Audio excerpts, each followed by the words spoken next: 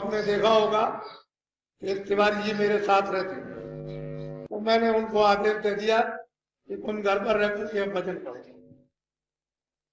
अब ये संगत संगत में घूमना बंद, अब बैठ करके एक जगह भजन करो। तुम्हारा मस्तक विकृत हो गया और अब भजन करो तो अच्छा रहेगा।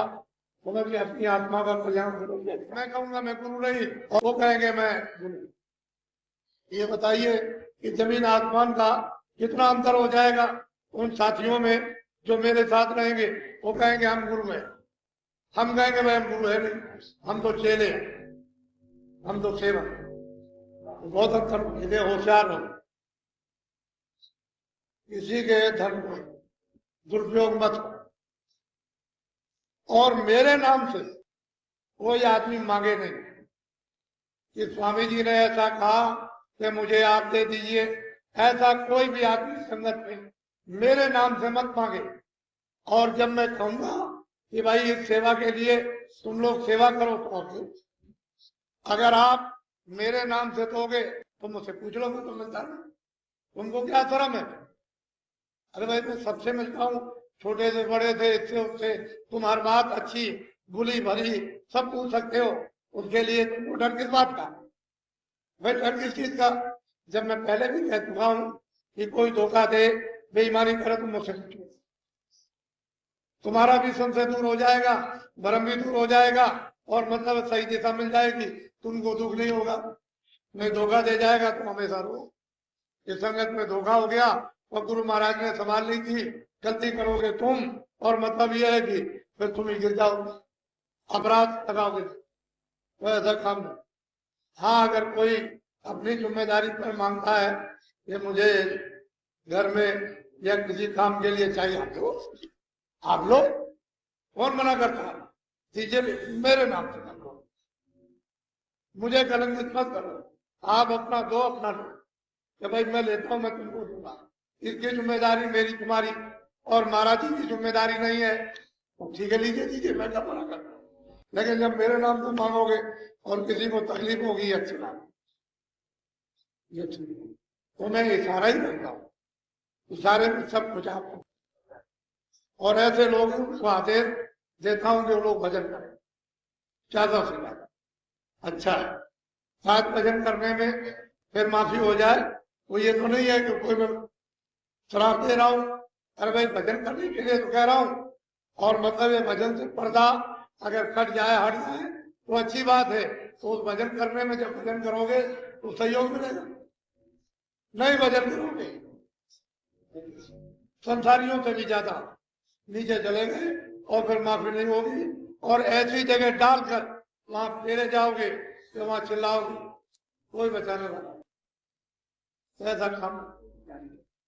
आओ जावे तो मेरे तब है जब मैं आपको तो अपना मानता हूं, आप मुझे कहते हो मेरे, तो मैं क्यों स्वीकार करता हूं कि आप मेरे नहीं, मैं आपका नहीं। अरे भाई स्त्री और पति यही तो कहता है कि तुम मेरी हो मैं तुम्हारा। महात्मा और क्या कहते हैं, भाई मैं तुम्हारा हूं तुम मेरे हो, मैं तुम्हारी सेवा करूं, मैं तुमको देखू तुम हमको देखो, सीधी बात मोटी सी।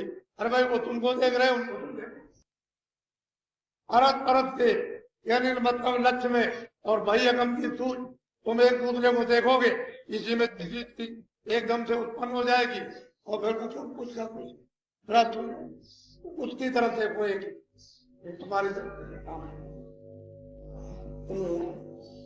इन सत्संगों के वचनों को बहुत अच्छी समझ। आपने देखा होगा कि एक तिवारी जी मेरे साथ रहते हैं, तो मैंने उनको आदेश दे दिया कि तुम घर पर रह करके भजन करो। अब ये संगत संगत में घूमना बंद, अब बैठ करके एक जगह भजन करो। तुम्हारा मस्तक विकृत हो गया और अब भजन करो तो अच्छा रहेगा। तुम्हें भी अपनी आत्मा का कल्याण करोगे। अच्छा और आपको कुछ करने की, मैं आपकी तरफ से मेरी तरफ से मेरे साथ 10 आदमी रहेंगे, 20 आदमी रहेंगे, तो मेरा स्थान दो जानते नहीं। मैं तो आपका सेवक हूं। जब मैं आपका सेवक हूं और मैं सबसे छोटा हूं, वो कहेंगे नहीं मैं सबसे बड़ा हूं। मैं कहूंगा मैं गुरु नहीं, वो कहेंगे मैं गुरु। ये बताइए कि जमीन आसमान का कितना अंतर हो जाएगा उन साथियों में जो मेरे साथ रहेंगे वो कहेंगे हम गुरु हैं, हम कहेंगे भाई हम गुरु है नहीं, हम तो चेले हैं, हम तो सेवक। बहुत अंतर जमीन आसमान। और उसी लक्ष्य से काम करता हूं कि जैसे सेवक करता हूं। कभी भी स्वप्न में भी कभी यह बात नहीं हो सकता, न मैंने कभी इस पर ध्यान दिया कि गुरु सबका सेवक, और पहले भी नहीं बना, आगे तो बनने की कोई बात नहीं। तो आप कभी गुरु मत बनना, ये रगड़ देगा, ऐसा पटकेगा, स्थित हो जाओगे, वो भी आएगा। गुरु मत बनना। जो गुरु बने चले गए सीधे, उनको कोई नहीं बचा सका। ये तो स्थान है